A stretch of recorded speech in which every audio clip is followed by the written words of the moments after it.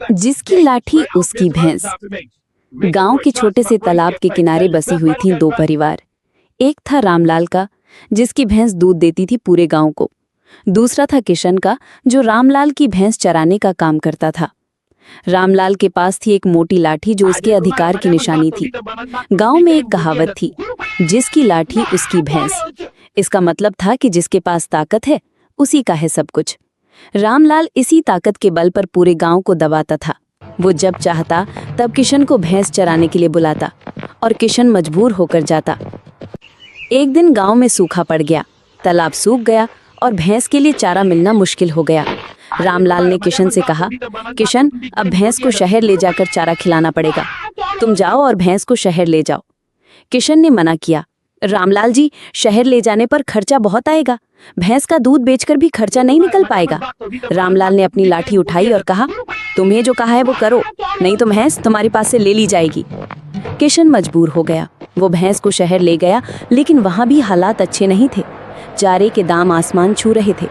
किशन ने रामलाल को समझाने की कोशिश की, लेकिन रामलाल ने एक नहीं सुनी। एक दिन जब किशन भैंस को शहर की सड़क पर लिए जा रहा था, तभी एक बड़ा ट्रक आया और भैंस को टक्कर मार दी। भैंस बुरी तरह से घायल हो गई। किशन के पास और कोई चारा नहीं था। उसने भैंस का इलाज करवाया, लेकिन भैंस की हालत खराब होती गई।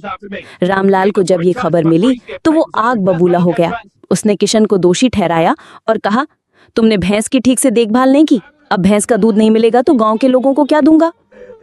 किशन ने कहा, रामलाल जी, ये आपकी लाठी का कमाल है।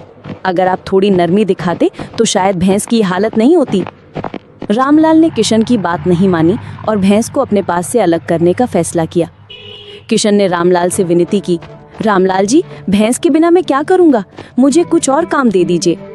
रामलाल ने किशन को भैंस के बदले एक छोटा सा प्लॉट दिया और कहा, यहाँ खेती करो और अपना गुजारा चलाओ। किशन ने उस प्लॉट पर खेती शुरू की। उसने मेहनत की और फसल उगाई। जब फसल तैयार हुई तो किशन ने रामलाल को भी कुछ अनाज दिया। रामलाल ने देखा कि किशन की मेहनत से फसल कितनी अच्छी हुई है, तो उसे अपनी गलती का एहसास हुआ। रामलाल ने किशन से कहा, किशन, मैंने तुम्हारे साथ गलत किया। मेरी लाठी ने मुझे अंधा बना दिया था। तुम्हारी मेहनत और ईमानदारी ने मुझे सिखाया है कि असली ताकत लाठी नहीं, बल्कि इंसान की मेहनत और उसका दिल होता है। किशन ने कहा, रामलाल जी, आपकी लाठी ने मुझे बहुत कुछ सिखाया है। अब मैं समझता हूँ कि जिसकी लाठी उसकी भैंस नहीं, बल्कि जिसकी मेहनत उसकी ताकत होती है।